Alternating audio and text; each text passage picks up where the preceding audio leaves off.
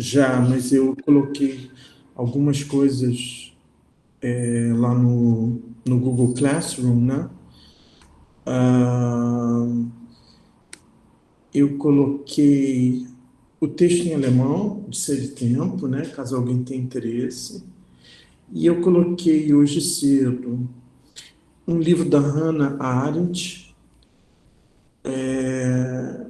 porque é um Homens em Tempos Sombrios, né? É uma coletânea de textos que ela fala de vários autores alemães do século XX, e, e o último deles é o Heidegger, né? E aí tem esse texto dela sobre o Heidegger, né? Ela foi aluna do Heidegger, teve um caso com o Heidegger, existe uma correspondência entre ela e o Heidegger. E eu vou tentar, eu queria até pedir ajuda de vocês nisso. Ah, não sei se vocês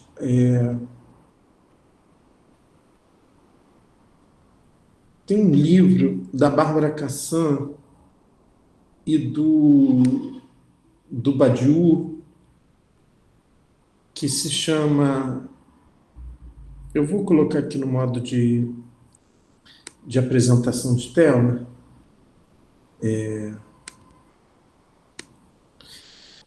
para eu poder mostrar para vocês esse livro.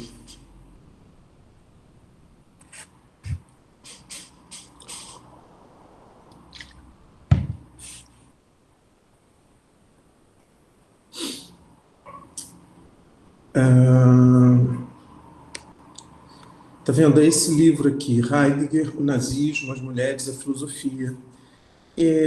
Eu tenho uma edição dele, mas que eu comprei tipo num sebo, um usado, que está com muitas anotações. Eu não queria passar isso para vocês. Se alguns de vocês conseguirem baixar o PDF desse livro e puder me enviar para eu colocar lá no Google Classroom para todo mundo, eu agradeço, tá? Porque esse livro toca num ponto do qual eu não vou falar, mas é uma informação importante. E aí ele fala muito sobre essa, sobretudo Barbara Cassan, né, pega muito essa questão da relação do Heidegger com as mulheres, né? E aí a correspondência do Heidegger com a Hannah Arendt ela é muito abordada.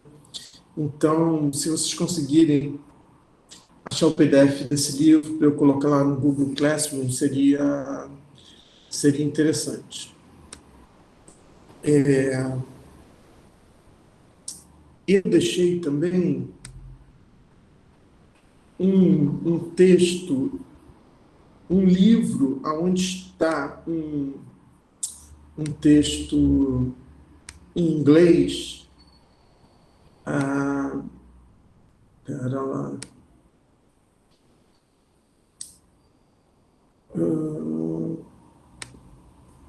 É que eu tinha colocado também esse texto aqui do Heidegger, né? Que é aquele, eu me referi a esse texto, que é o texto que está nesse livro aqui, né, que é um diálogo que eu disse para vocês, que é um diálogo recriado pelo Heidegger entre ele e um professor japonês, né? E aí eu falei para vocês que tinha um texto desse professor japonês sobre esse encontro, a versão dele sobre esse encontro. E aí eu procurei na internet e eu encontrei, e aí exatamente esse texto aqui que eu coloquei agora, tá? An Hour with Heidegger, tá em inglês, tá? Uma hora com Heidegger.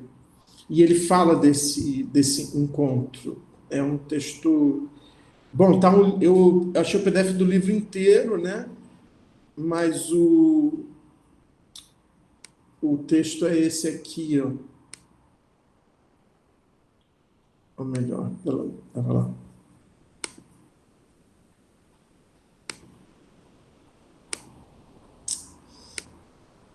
O texto é esse aqui, né? Tetsuka Tomio, An Hour with Heidegger. E aí tem esse artigo lá, se vocês tiverem curiosidade, tá? Eu lembro que eu li esse texto há muitos anos atrás, porque eu tinha uma grande amiga que era estudiosa de, de filosofia oriental, teologia oriental, e ela que me trouxe esse texto, né? Então, hoje, para começar, antes da gente voltar a ser tempo, né? Eu queria só comentar rapidamente algumas passagens desses dois textos do Heidegger que eu coloquei como sendo textos onde o próprio Heidegger fala um pouco do contexto do surgimento de Ser e Tempo, né? Que é esse O Meu Caminho para a Fenomenologia, que é um texto de 63, e esse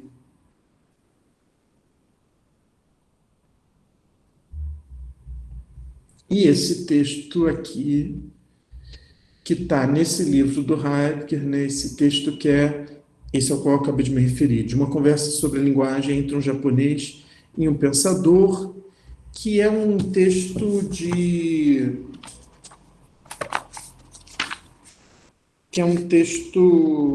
1953, 1954, né? Que foi escrito por ocasião dessa visita desse professor Tetsuka da Universidade Real de Tóquio. Eu vou pegar também algumas passagens desse texto aqui, onde o Heidegger fala desse contexto, tá? Então, primeiramente, eu queria dizer, chamar a atenção de vocês, né? Eu convidei vocês a fazerem a leitura desses textos, né? Onde o Heidegger narra um pouco o encontro dele com a fenomenologia, né? Só que por que eu trouxe esses textos? Porque esses textos eles me permitem esclarecer minimamente uma questão que eu abordei na última vez, que é esse fato de que o Heidegger ele surge nesse ambiente da fenomenologia, mas que, por exemplo, eu não considero ele um fenomenólogo, né? E eu acho que ele também não se considerava, né? A não ser que ele pudesse redefinir fenomenologia no sentido dele, que é um sentido muito mais grego, né? Que é aquilo que se encontra lá no parágrafo 7 de Ser e Tempo, do que propriamente no sentido husserliano, né? Então, ele eu acho que o fato de que a obra do Husserl, que tem interessado a ele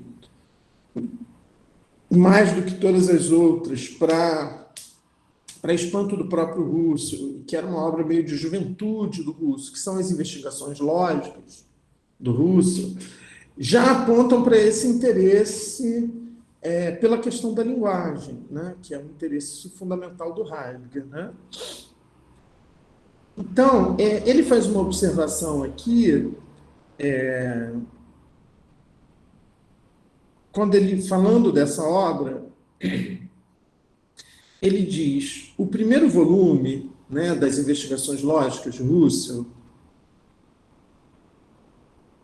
o primeiro volume, aparecido em 1900, traz a refutação do psicologismo lógico, procurando mostrar que a doutrina do pensamento e do conhecimento não pode fundar-se na psicologia.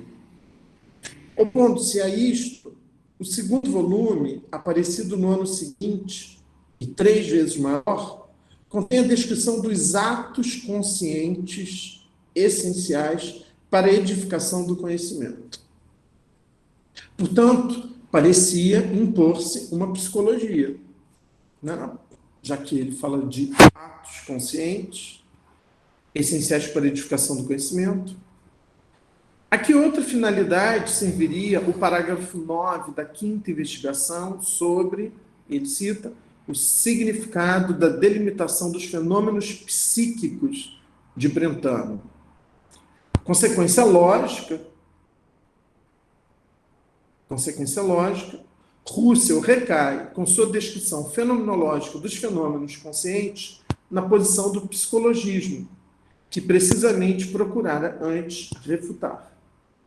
Então, como se houvesse uma ambiguidade na obra do Russell, e, portanto, na própria fenomenologia, que é uma refutação do psicologismo, mas uma queda, de novo, no psicologismo, na medida em que ela toma como objeto de investigação os atos conscientes, os fenômenos psíquicos, etc. Se, no entanto, erro tão grosseiro não pode ser atribuído à obra de Russell, né, que é ele ter caído nesse psicologismo que ele se propunha combater, o que é, então, a descrição fenomenológica de atos conscientes? Então, ele coloca aqui um problema, né?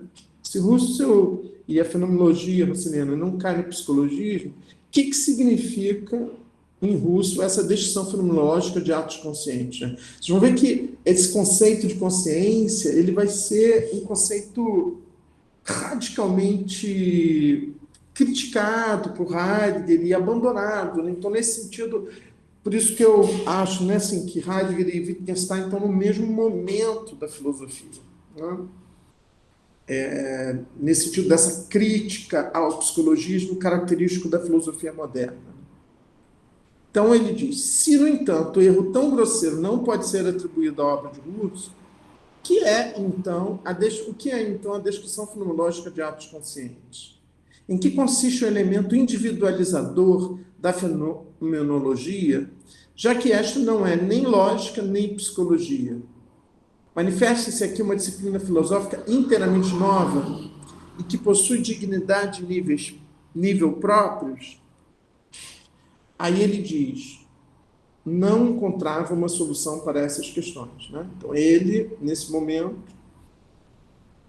se colocava essas questões, mas não encontrava uma solução para elas. Perplexo e sem orientação, nem mesmo era capaz de articulá-las com a clareza com que aqui as formulo.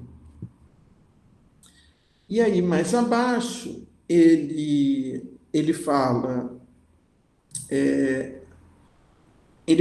que o Russell foi publicando outras obras, né? E então, no ano de 1913, trouxe uma resposta. Na editora Max Niemeyer, começou a ser publicado o Anuário de Filosofia e Pesquisa Fenomenológica, editado por Russell, onde seria publicado depois de Ser e Tempo, muitos anos depois, né? Então, isso aqui é 1913, Ser e Tempo é publicado em 1927.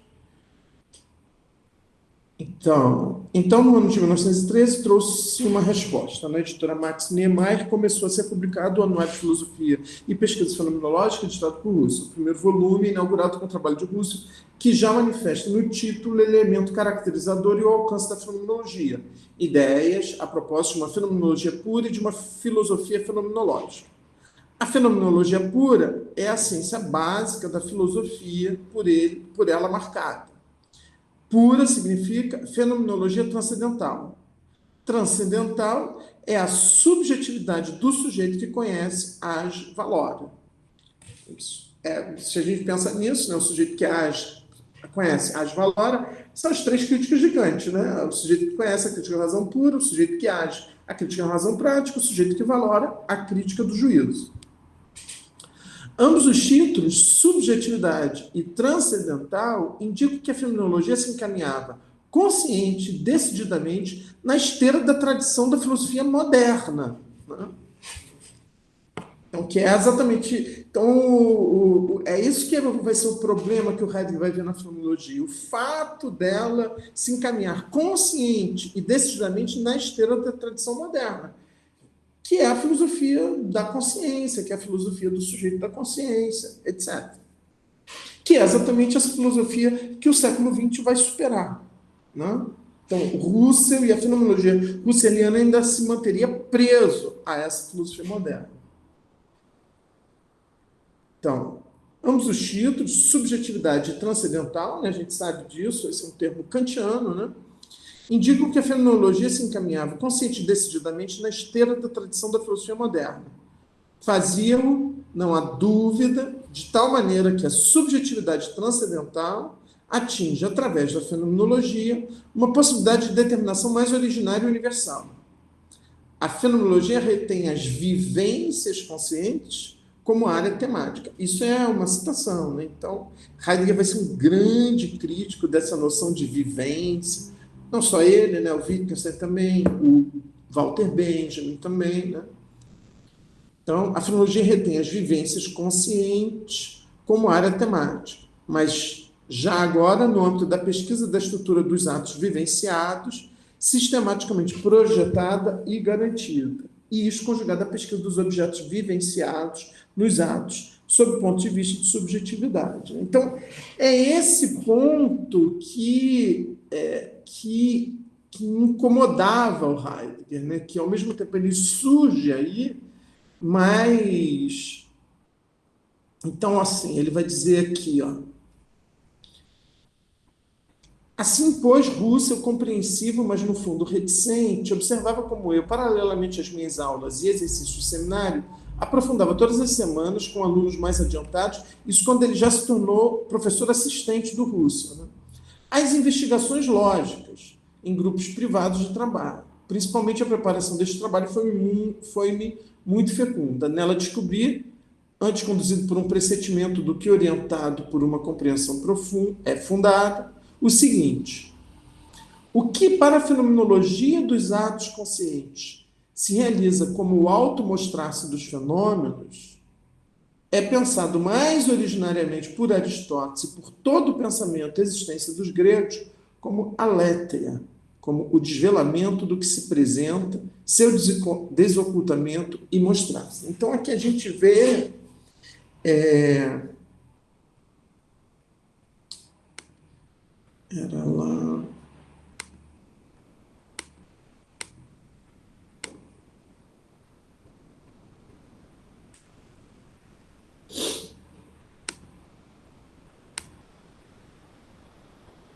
Então, a gente vê aqui aparecer essa palavra, né, que talvez seja a palavra grega mais importante para o Heidegger, né, essa palavra que normalmente é traduzida pela tradição como verdade, mas que o Heidegger, pensando essa palavra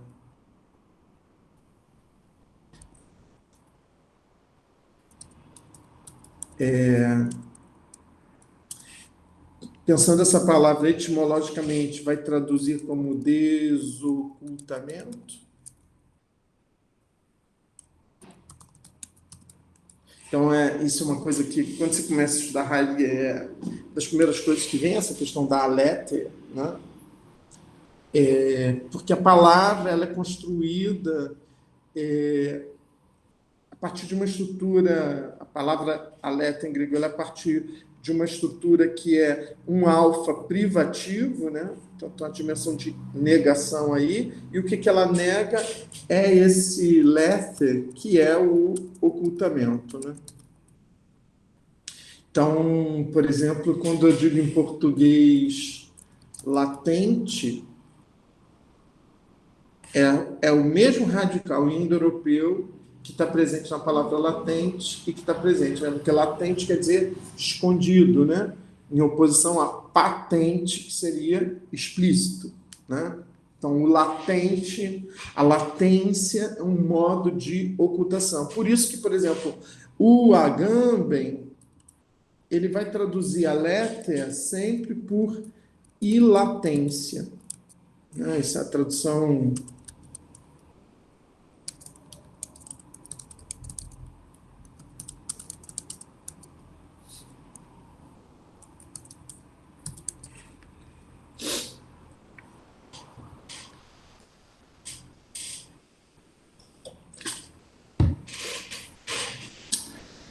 E latente seria o manifesto.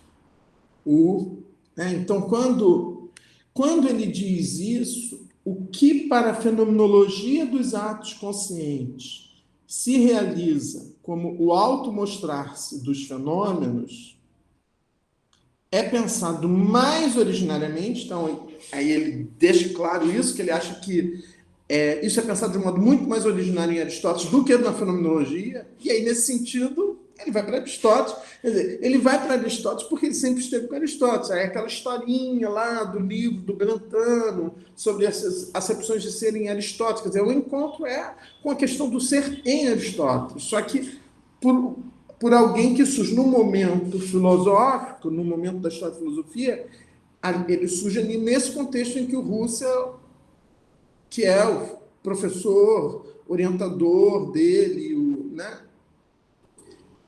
criando a fenomenologia. Então, ele acha, ele ao mesmo tempo que aceita isso, né, ele acha que, um pouco se diz no final desse texto, o melhor lugar que ele poderia estar, porque ele reconhece alguma coisa de radical na fenomenologia em relação ao que estava acontecendo ali na filosofia naquele momento, em que ele faz a formação dele, né? Então ele acha que é de mais radical, intenso, né?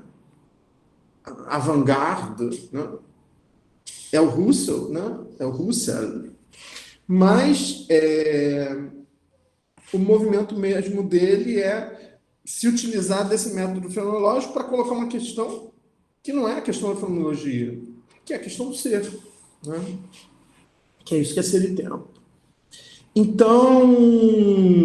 Então, isso que é pensado como fenomenologia dos atos conscientes, né? O que para a fenomenologia dos atos conscientes se realiza como uma automostração é pensado mais originariamente por Aristóteles e por todo o pensamento de ciência dos gregos como alerta, como desvelamento, né? Você também pode desocultamento ou desvelamento, né? Porque letre pode ser ocultamento, velamento, né?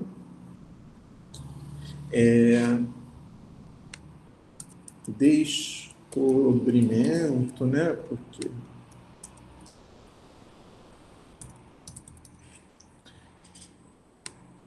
então,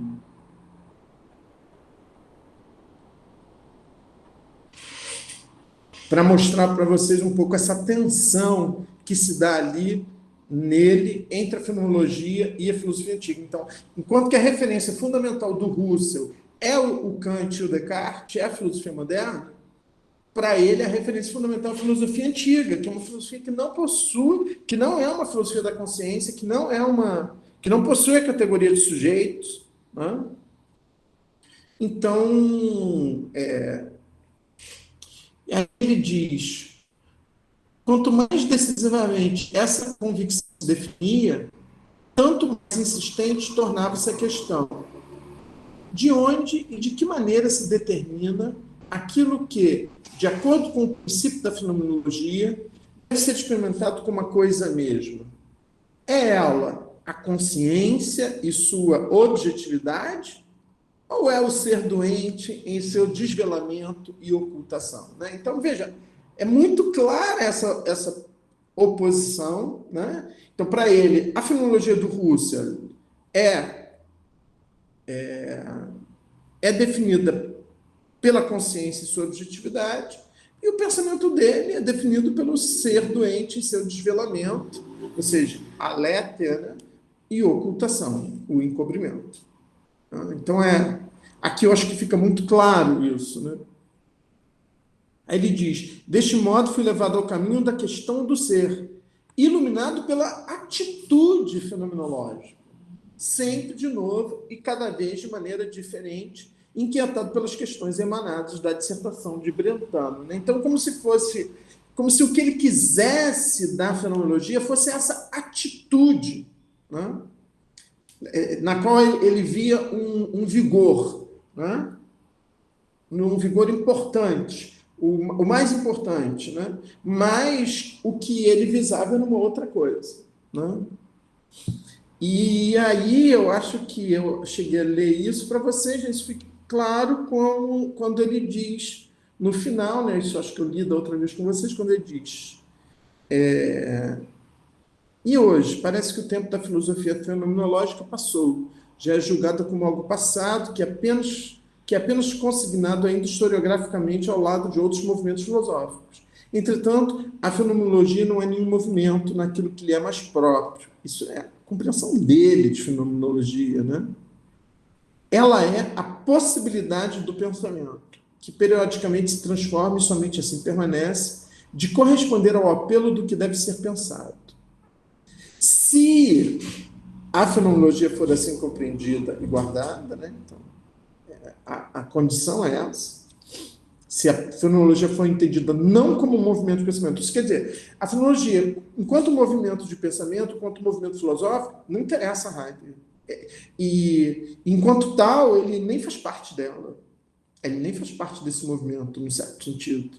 Né? Quer dizer, ela só interessa a ele na medida em que ela é a possibilidade do pensamento, de corresponder ao apelo do que deve ser pensado. Se a fenomenologia for assim compreendida e guardada, então pode desaparecer como expressão, e aí ele acha até bom que desapareça mesmo, né, como movimento filosófico, para dar lugar à questão do pensamento, cuja manifestação permanece um mistério. E aí, em 1969, ele faz um post-scriptum, né, ou seja, o texto de 63. Em 1969, quando ele publica o texto novo, ele faz um post-scriptum. O sentido da última frase, né, desse texto aqui, já vem expresso em Ser e Tempo, 1927, página 38. O essencial para ela, a fenomenologia, não consiste em realizar-se como movimento filosófico. Acima da atualidade está a possibilidade. Compreender a fenomenologia quer unicamente dizer captá-la como possibilidade. Então, é esse o encontro do Heidegger com a fenomenologia. Né? É esse captá-la como possibilidade, entendeu? E não um esforço de pertencer a um determinado movimento filosófico. Né? Então, esse é um ponto para o qual eu queria chamar a atenção de vocês. E o outro ponto é nessa conversa aqui com o pensador, né?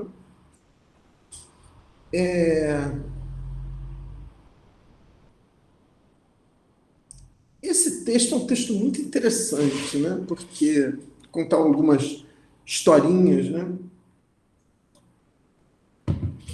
Eles começam falando desse conde japonês, o conde Kuki, que é um nobre, né? E esse conde japonês, né? Eles falam sobre isso, né? Quer dizer, muitos japoneses vieram nesse momento à Alemanha estudar filosofia ocidental. O conde Cook era apenas um deles, né? E aí, por exemplo, esse texto que eu deixei para vocês hoje, desse... Ah, será que eu apaguei? Não, de repente está aqui.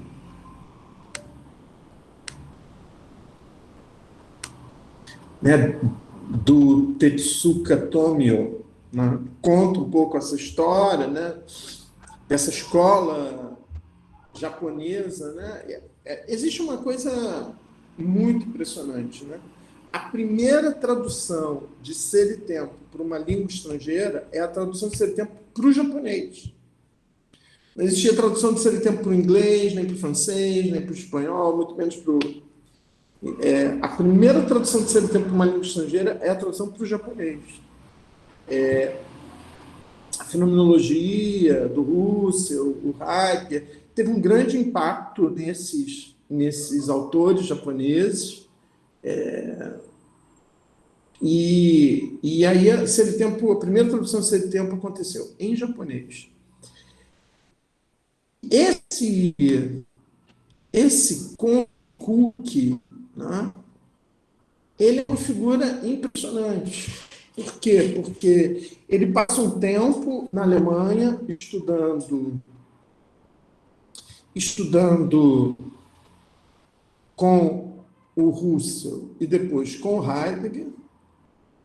E depois de fazer um bom tempo de formação filosófica ali na Alemanha, ele decidiu ir para a França e para conhecer o universo acadêmico francês. E, do mesmo modo como ele tinha feito na Alemanha, ele vai fazer depois na França. E quando ele chega na França, como ele é um conde, portanto, ele tem muito dinheiro, ele contrata, procura saber, né, ele precisa de ter um assistente que pudesse orientá-lo no meio acadêmico francês, e esse assistente é um jovem chamado Jean-Paul Sartre.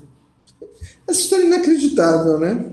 E aí ele conhece o Sartre, que é alguém que dá orientações a ele, e conversando com o Sartre, ele diz para o Sartre que o Sartre devia conhecer o Heidegger, que o Sartre devia, ele acha que o Sartre... Então, isso é uma coisa doida, né? Que um conde japonês foi a pessoa que introduziu o Heidegger para o Sartre, num momento em que ninguém tinha...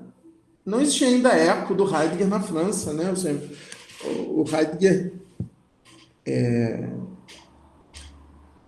Não sei se nesse momento já tinha publicado Ser e Tempo ou não, entendeu? Então, mas esse movimento não aconteceu só com os japoneses, aconteceu também com os russos, né? Então, por exemplo, esse movimento, você tem dois autores russos muito importantes do século XX, que são o Alexandre Poiré e o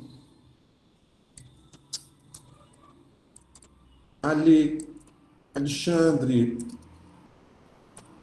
Kojève, que fizeram a mesma coisa, né? São dois autores muito importantes na história da filosofia e que fizeram primeiro, todos dois, uma formação na Alemanha, e nessa formação na Alemanha tiveram contato com a fenomenologia do Husserl, tiveram contato com o Heidegger, e aí depois eles vão para a França, primeiro o Poiré, depois o Kojève, e são eles que vão introduzir a filosofia alemã na França. E o Kojève, por exemplo, né, ele tem esse outro curso sobre a fenomenologia do espírito de Hegel, né?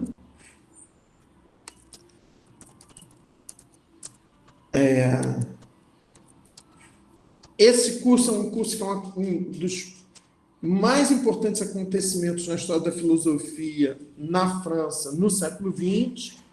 Todo mundo vai assistir esse curso, o Lacan, o Bataille, o Paul Ricoeur, o Merleau-Ponty. E o Kojève, ele faz uma leitura da fenomenologia do espírito, que é uma leitura marxista e fenomenológica. Aqui, juntando tanto o Husserl quanto o Heidegger. Então, quando você lê o curso de Introdução à Fenomenologia do Espírito do Hegel, do Kojève, você vê que são esses autores russos que vão levar essa filosofia alemã para a França, assim como o Conde Cook fez, né? Então, essa figura do Conde Cook, que é o ponto de partida dessa conversa, né? Você vê o Heidegger, ele tem fotos do túmulo do Conde Cook que enviaram para ele, sabendo da relação forte que houve entre o Conde Cook e o Heidegger, né? Então, o Heidegger narra nesse diálogo algumas ocasiões onde o Conde Cook vinha com a sua esposa jantar na casa do Heidegger com a mulher dele. A esposa dele vinha paramentada, né? Vestida como com a vestimenta tradicional japonesa das mulheres, né? E aqui ele um pouco relembra esse momento. E aí eu deixei esse texto lá para vocês e eu queria marcar, né? Tá vendo? Aqui.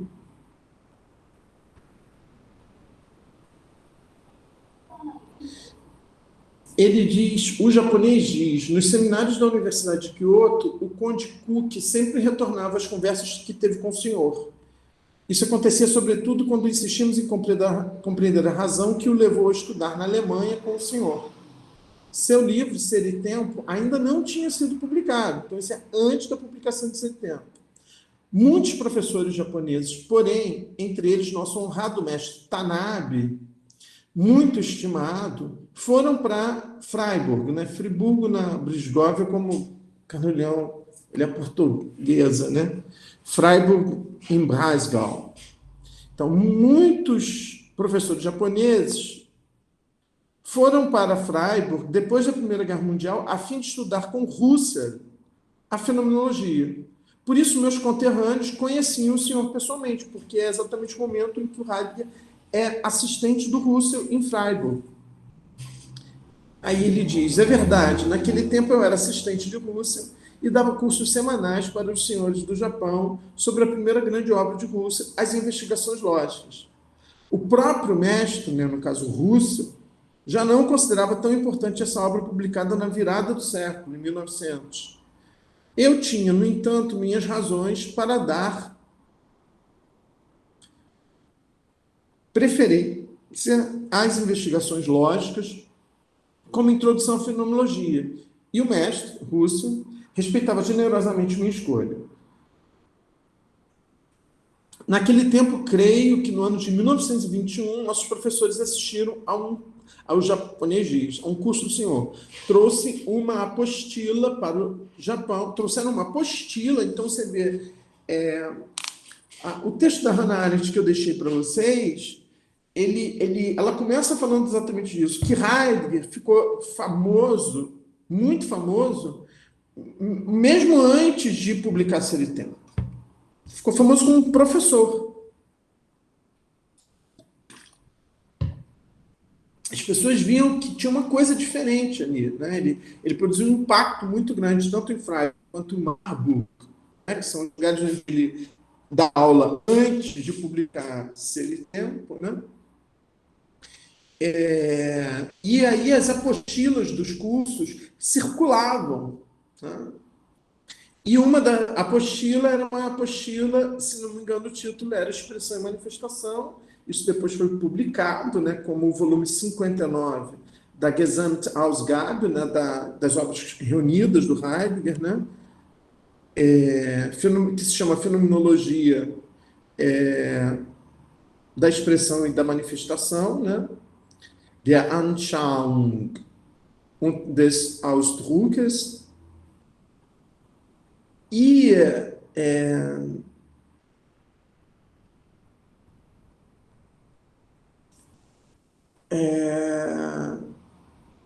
ele diz, em todo caso, este era o tema do curso, mas o senhor Cook deve ter tido razões especiais para ir encontrar-se comigo em Marburg, né? Então, nessa época, o Heidegger já estava em Marburg e o cara foi a Marburg encontrá-lo.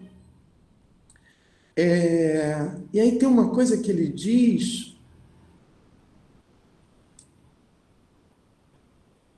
Bom, enfim, mas aí, de qualquer modo, o japonês diz, meus conterrâneos devem ter percebido alguma coisa, pois sempre se ouvia dizer que suas questões giravam em torno do problema da linguagem e do ser.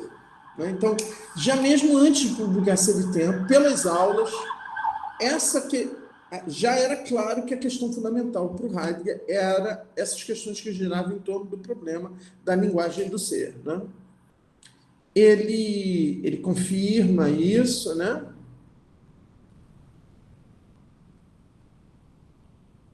E aí ele fala uma coisa que eu acho interessante. Ele diz assim, o Heidegger.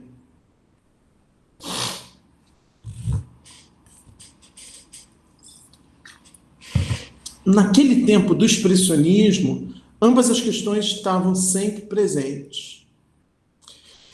Isso eu acho uma coisa interessante, né? Ou seja, que ele se vê nesse momento disso que a gente conhece como expressionismo alemão, né?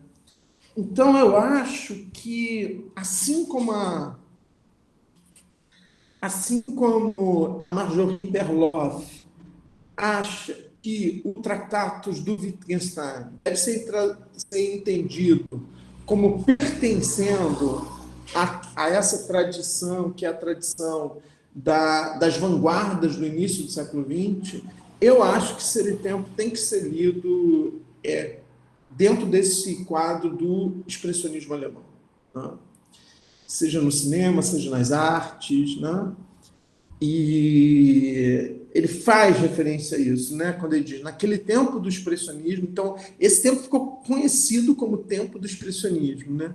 Naquele tempo do expressionismo, ambas questões estavam presentes. Contudo, mais presentes ainda, e desde o tempo estudante, antes da Guerra Mundial, estavam as poesias de Hölderlin e de Track. E mais cedo ainda, nos últimos anos no ginásio, no verão de 1907, a questão do ser veio ao meu encontro, na forma da dissertação de 1862 de Franz Brentano, professor de Rússia, né? Então, é uma coisa engraçada isso. O Brentano foi professor do Rússia e o Heidegger foi professor. O Brentano foi professor do Rússia e o Heidegger foi aluno do Rússia. E, no entanto, é alguma coisa que se dá aí nesse entre Brentano e Rússia que ele vai descobrir um caminho para ele, né? A questão do ser veio ao meu encontro na forma da dissertação de 1862 de Franz Brentano, professor de Rússia. Tinha o título Das Múltiplas Significações do Ser em Aristóteles. Foi presente de um conterrâneo meu, amigo de meu pai, que depois se tornou arcebispo de Friburgo, de Freiburg, doutor Konrad Gröber, naquela época vigário da Igreja da Santíssima Trindade, em Constanz. E aí,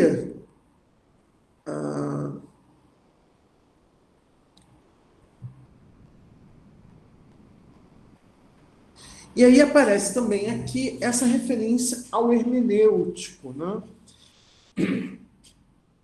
Porque um dos modos que Heidegger se utilizou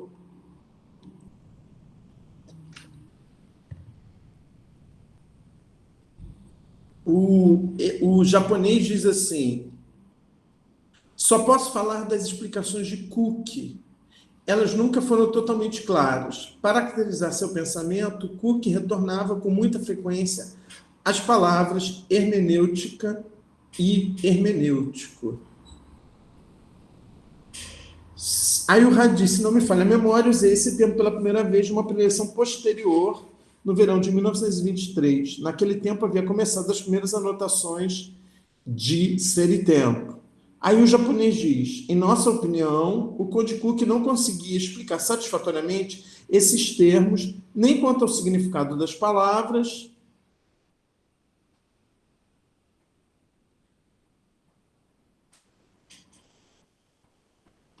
nem quanto ao sentido, como o senhor falava de uma fenomenologia hermenêutica.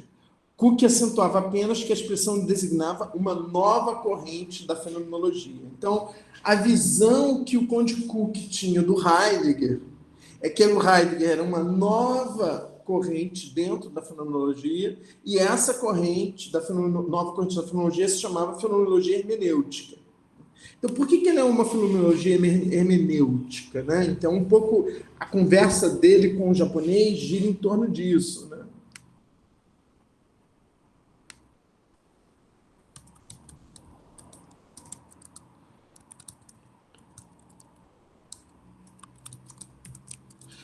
Porque a questão fundamental para o Heidegger é a questão do sentido.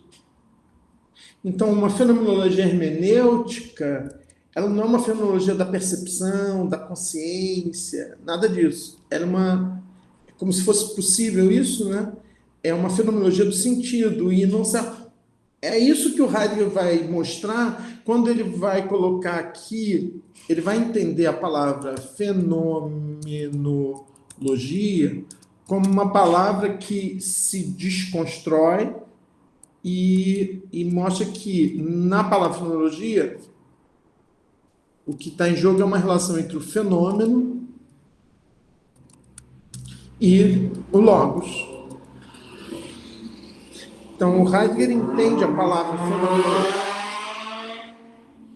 O Heidegger entende a palavra fenomenologia não através da definição que o Russell dá de fenomenologia, mas ele entende a palavra fenomenologia a partir da análise da própria palavra. E na própria palavra, o que é a fenomenologia? É alguma coisa que fala da relação entre logos e fenômeno. Ora, fenômeno é uma palavra grega, né? Como logos, né? Ainômeno. E aí, o que é o fenômeno, né? É o que se mostra, né? Então, ou seja, fenômeno e logos é ser linguagem. Então, isso é o modo como Heidegger lê fenomenologia. E é isso que é fenomenologia para ele. Ou seja, não tem nada a ver com Russell. Então, aí a questão de que é uma fenomenologia hermenêutica, ou seja, é uma fenomenologia que trata da questão da compreensão e interpretação do sentido. Ou seja, é uma fenomenologia voltada não para a percepção, para a consciência, mas voltada para a palavra, né?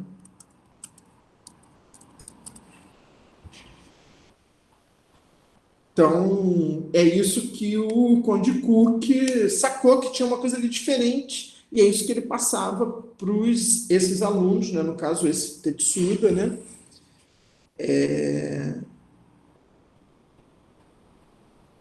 Cook acentuava apenas que a expressão de hermenêutica designava uma nova corrente na filosofia. Aí o Heidegger responde: P aqui é pensador, né? É o Heidegger, né?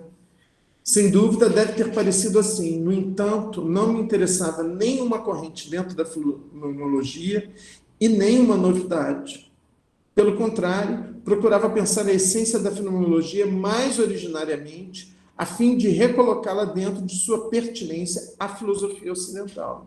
Né? Então, ele não estava nem um pouco interessado pela fenomenologia enquanto movimento filosófico, e muito menos em criar uma nova corrente dentro da fenomenologia, né? Mas o que ele queria era exatamente, quer dizer, essa ideia de pensar a fenomenologia mais originariamente é exatamente o modo de remetê-la a essa filosofia ocidental, que é a figura de Aristóteles para ele, né? Aí o japonês pergunta, mas por que o senhor escolheu a palavra hermenêutica? E aí ele diz, a resposta à pergunta se encontra na introdução de Ser e Tempo, parágrafo 7c, né, que é o terceiro item do parágrafo 7, né, que eu já disse para vocês que ali que tem a definição de fenomenologia para o Heidegger. Né?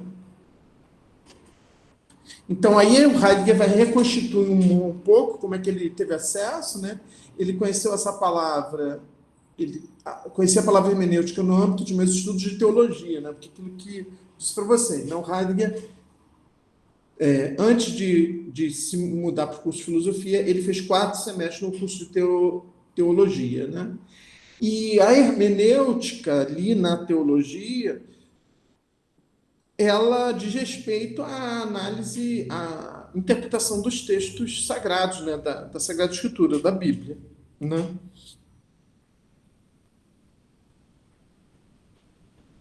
Aí ele diz assim, ó. Então, primeiro momento, ele descobre a palavra hermenêutica na teologia, né, no que diz respeito a uma parte da teologia que trata da interpretação dos textos. Então, tem uma relação aí com o texto, com a palavra. Né? Aí ele diz, posteriormente, voltei a encontrar a palavra hermenêutica em Dilthey, na teoria das ciências históricas do espírito, Dilthey se familiarizada com a hermenêutica da mesma forma, a partir de seus estudos de teologia, em especial por ter se ocupado com Schleiermacher, né, que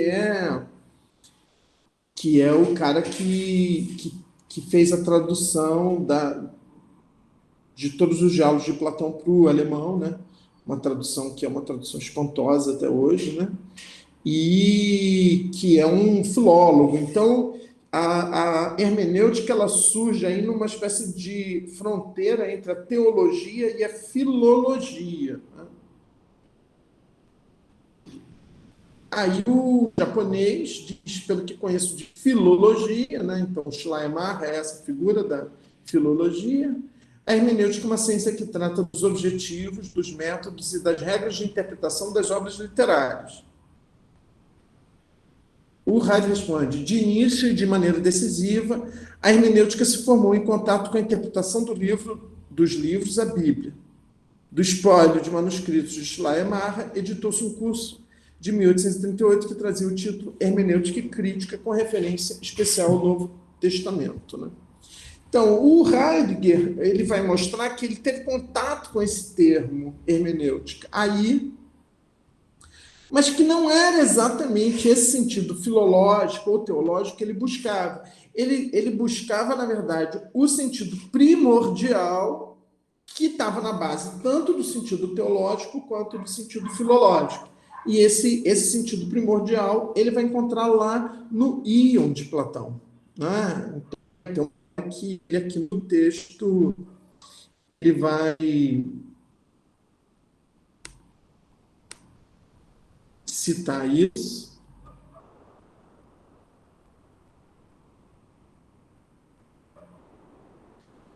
Então, mas ele já diz isso aqui, ó. Em Ser e Tempo, hermenêutica não se refere nem às regras da arte de interpretação, nem à própria interpretação, refere-se à tentativa de se determinar a essência da interpretação a partir do hermenêutico. Espero que, vamos ver se eu vou conseguir chegar com vocês nessa questão da interpretação, né? O que é a interpretação para o Heidegger em Ser e Tempo, né?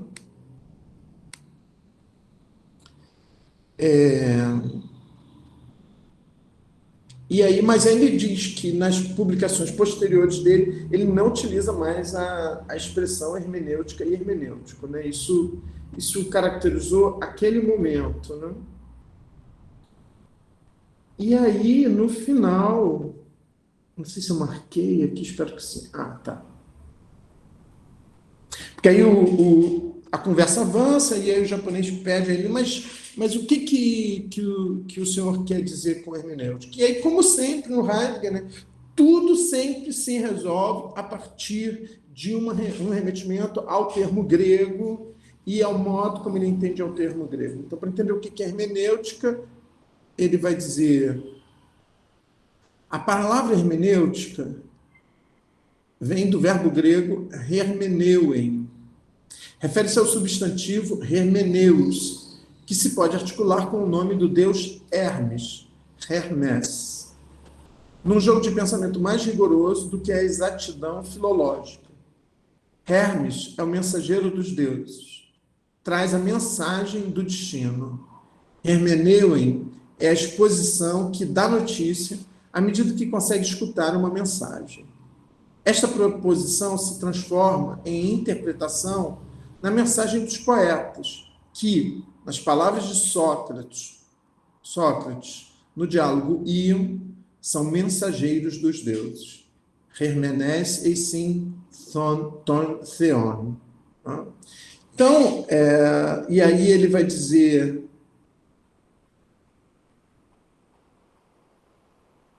assim, hermenêutico não diz interpretar, mas trazer mensagem e dar notícia. O japonês pergunta: por que o senhor acentua esse sentido originário do verbo hermeneuem? E aí ele responde: porque esse sentido me ajudou a caracterizar o pensamento fenomenológico, abrindo caminho para Ser e Tempo.